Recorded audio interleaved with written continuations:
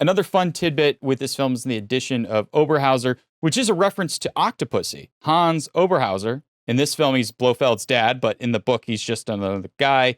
He's actually Bond's ski instructor and for young Bond and becomes a like a second father figure. Basically, all it is that remember in Octopussy, the backstory about her dad. You remember Major Dexter Smythe?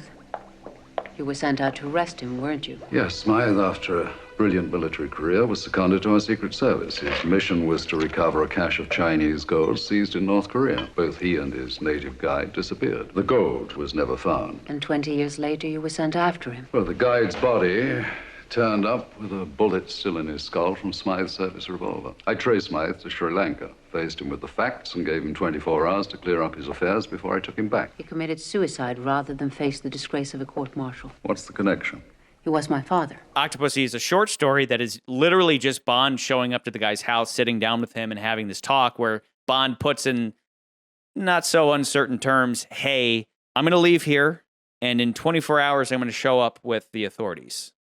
Which basically means you can come with us or you can kill yourself. And so when they adapted the film Octopussy, they just gave that backstory to a character they made up, Octopussy. Octopussy in the book is literally an octopus, but in the film that became Beautiful Maud Adams. My father became a leading authority on octopi. His pet name for me was Octopussy. She then has this backstory where she's like, I'd hoped fate would bring us together one day.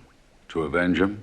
No, to thank you for giving him an honorable alternative. no, I don't want vengeance for you forcing my dad to kill himself. I want to thank you by f***ing your brains out for giving my dad an honorable option. So therefore, my family was able to keep all this gold that he stole. But in the book, Bond shows up to this guy's house and is like, okay, look, we know how you got all this money. You got all this money that allows you to go diving with octopi all day because at the end of World War II, there was all this Nazi gold. There was this Austrian guy who knew where it was, and you guys climbed up a bunch of mountains, and he helped you find the gold, and then you killed him. Well, that guy was Hans Oberhauser, who Bond actually had a personal connection to because Hans taught him how to ski in I think Bond puts it as like a very impressionable time in my life, which is, you know, interpreted as after his parents died. You probably know that James here lost his parents when he was young, but did you know that it was my father who helped him through this difficult time? Over the course of 2 winters, he taught him to ski,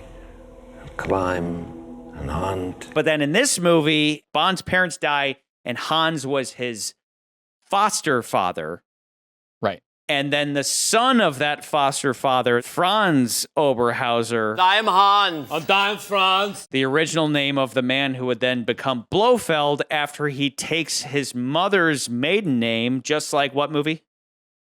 I don't remember. What was it? The World Is Not Enough. Your father, my father was nothing. His kingdom he stole from my mother. Oh, yeah. And she's like, okay. my mother's bloodline. Right. My mother's bloodline. Another one is the Hildebrand sign. One title that they have never used as its own movie was the Hildebrand Rarity, which again is a short story. The Hildebrand Rarity largely influenced License to Kill. In the Hildebrand Rarity is Crest. Remember, Crest ends up being the guy in License to Kill You're right. who gets his head exploded. I got the guy who set me up. Well done, Franz. I'm Hans. And I'm Franz.